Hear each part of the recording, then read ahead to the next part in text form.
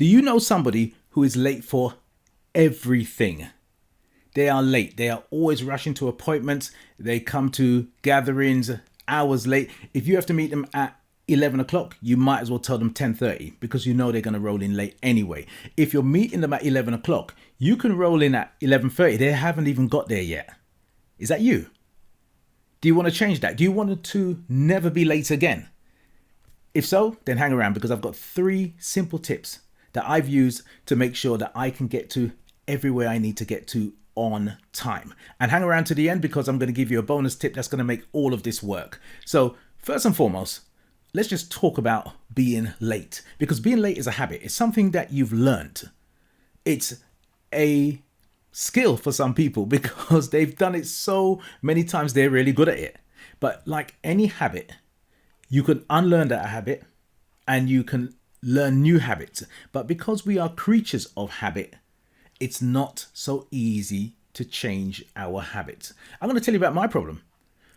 I would wake up in the morning at 6:30 and I had to leave for my job at 8:30. So the first thing I say to myself is, I've got 2 hours. Don't matter. I've got time. 2 hours. It's a long time.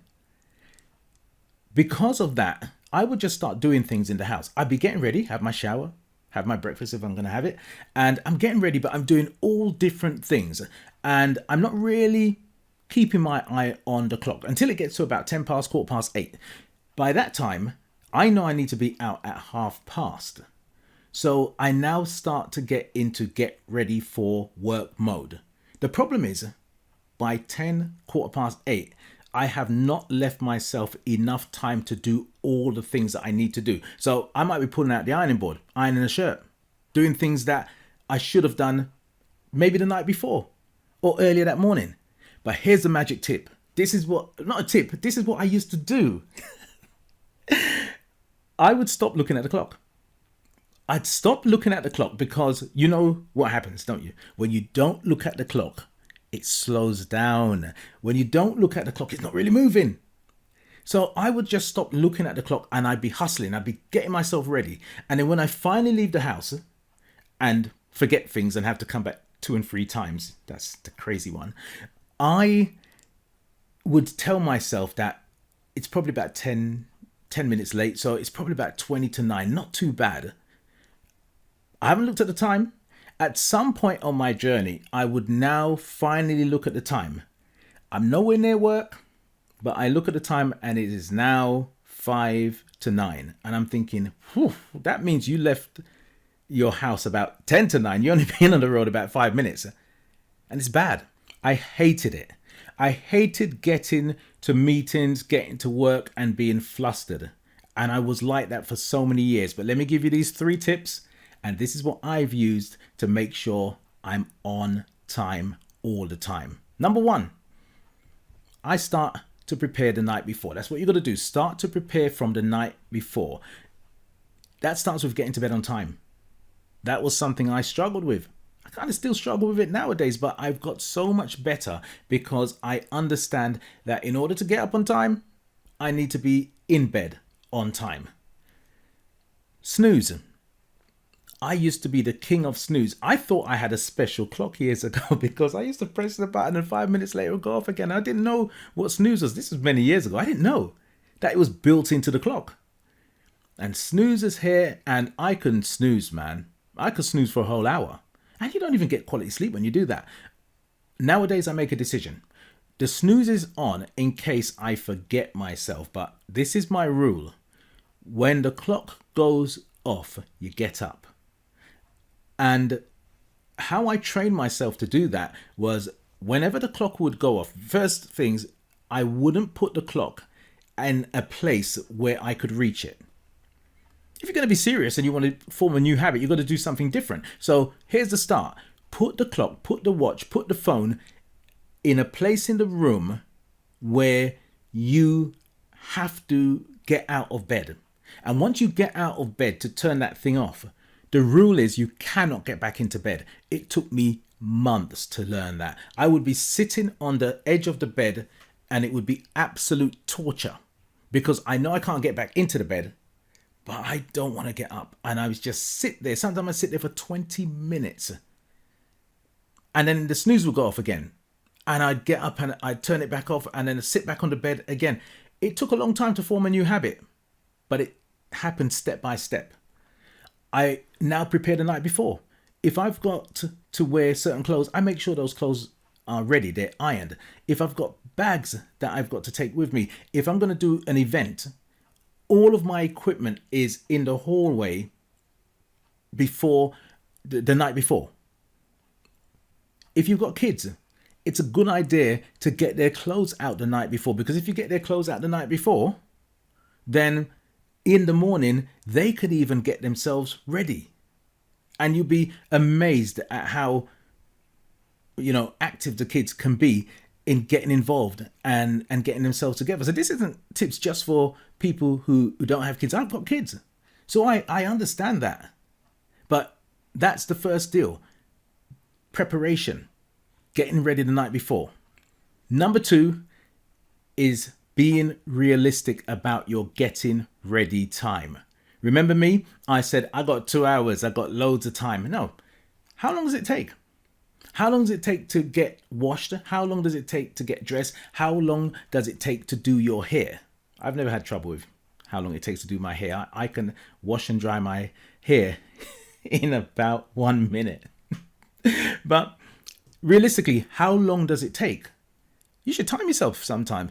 This is what I did. Once I got used to getting out of the bed, I literally would get myself ready. I'd do nothing else. I may eat, but I would wash, I would change, and I would see how long it took me to get ready. And doing all of this stuff, washing, changing, eating, breakfast from 6:30 would take me anywhere to 7:15 to 7:30. So I realized when I wake up in the morning, I haven't got 2 hours. I've got 1 hour. And it makes sense to do what you need to do to get out of the door. I say to some of my clients, look, I know you might have to do the washing machine, and these days, all of these gadgets, I've got timers on them. If you need to get up in the morning, don't get distracted. Put the washing machine on from the night before, set it to start off 6 o'clock in the morning or whatever. Get up and develop a routine. Teach it to your kids. Get up and do everything that you need to do in order to get out of the house. Just short of putting on your shoes, on your coat and getting out of the door. Do everything. And then at that point, start to do other things. Start to do the things that are the distractions that make you late, because you probably have enough time to get up and get dressed and get to work on time. But it's the things that you do that allow you to be distracted along the way. So get yourself into a routine, a new habit, and get ready first, and then start doing other things. And if you get to the point where you look at the time and you think, I've got to run out of the house, the only thing you need to do is put your shoes on, put your coat on, and you're gone. Number 3 is to be realistic with your travel time. So I've asked you to be realistic with your getting ready time. Now be realistic with your travel time. How long does it take you? This is me. I will look on Google and I need to get to somewhere at 3 o'clock. And I see loads of people doing this. They go to Google, they put in the destination in maps or whatever gadget they're going to use, and it says, what time do you want to get there? And they put in 3 o'clock because that's the time they want to get there. No. I always put in 10 minutes earlier, sometimes 15 minutes earlier. I don't know what's going to happen on the road. I'm going on public transport. I don't know what's going to go on. And I like to take my time about things. So I will always put in 10 to 3 or quarter to 3. And some people say, well, I don't like hanging around. Okay. I don't mind hanging around if I'm early. If I've got a meeting or I've got something to do, I love getting there on time. I love getting there with a few minutes to go. I've spoken to parents and they said, well, I don't want to be standing outside the school gates at 10 minutes to go. Why? What are you scared of? Talking to other parents who are waiting there as well? Be realistic about the time that it takes you to get places, and give yourself enough time. When I go out with my kids, we get to the bus stop and they say to me, "How long's the bus going to be, Dad?" And I always say to them, "I don't know." Sometimes we're about to leave the house and my son might look at the app and he'll say, "Dad, quick, let's get to the bus stop. We're going to miss the bus." I'm like, I'm not going to miss any bus. That clearly is not my bus. The reason why it's not my bus, I'm not on it. How could it be my bus? I don't miss a bus. I'm going to get to the bus stop. And because I've given myself plenty of time, see, I'm from an earlier version of The Matrix. Only people who watch The Matrix will get that joke. I'm from an earlier version when we didn't have all of these apps telling us when the bus was coming. We had a timetable and the bus is pretty much stuck to that timetable. But I get to the bus stop on time, or to the train station, or wherever I'm going. I get there on time, and then I check to see when something is coming. I'm not anxious. I'm not running for these buses and for these trains. I rely less on technology. Too many times people are relying on technology. I've got to do here, got to get here. If you leave on time, I used to have a radio show, and when I used to read the road report, I'd always say, "Leave on time, leave the road rage behind." That's how you leave. That's how you leave the rage behind. That's how you leave the frustration and the stress behind when you're traveling, because you can always see the people weaving in and out of people. Come out of the way. They're really upset in the morning. Why? Because they didn't see my video and they didn't take the tips. But aim to get to where you are going 10 to 15 minutes earlier. You'll really, really thank yourself for it. So these are some new skills, some new habits. Is it going to be easy to learn them? Is it going to be easy to adopt them? Probably not, especially if you are a person who is chronically late. But forming these new habits, although they won't be easy, they will be worth it. And I told you I'm going to give you a bonus. The bonus is this. If you really want to form these new habits and you're having a challenge learning these new skills, get yourself an accountability partner. That has worked for me in a huge way in so many things that I want to do. I've got an accountability partner now. We are in business, not together. We're in our own business, but on a weekly basis, we are being accountable to each other. And you can get an accountability partner for your overall goals and dreams or business or whatever you're doing, or for a specific thing. But you've got to get a partner that is going to hold you accountable for the things that you say, number one, and you have got to be accountable, and you've got to be able to take the grilling or the questions. I'm not saying that they've got to be like some army staff sergeant screaming at you, no, but they may challenge you. And let me show you how to do an accountability that will make it really, really easy for you. Really, really simple.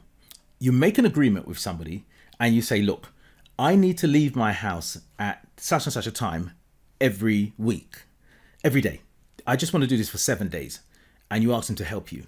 And I'm going to be accountable to you. You can't see me, but I'm going to be honest. I'm going to tell the truth. And you give yourself a forfeit. Give yourself a forfeit if you don't do it. Now, accountability only works. That kind of accountability only works if you're going to be honest. And let's face it. If you lie to your accountability partner, the only person you're really cheating is yourself. But that's the best way that I can think to help you. That's what's helped me. I have an accountability partner and I tell him this is what I'm going to be doing. And if I don't do it, he'll question me on it and he'll encourage me. Sometimes he blasts me, but it's all good. So never be late again. You'll have less stress, you'll have less frustration, and you will arrive at your destination much more happier. Now, if you found value in this video, then please like, please share, please subscribe, and please comment. And please do it in that order, because I don't know if you know, if you do it in any other order, it really messes with the... No, I'm joking, talking rubbish.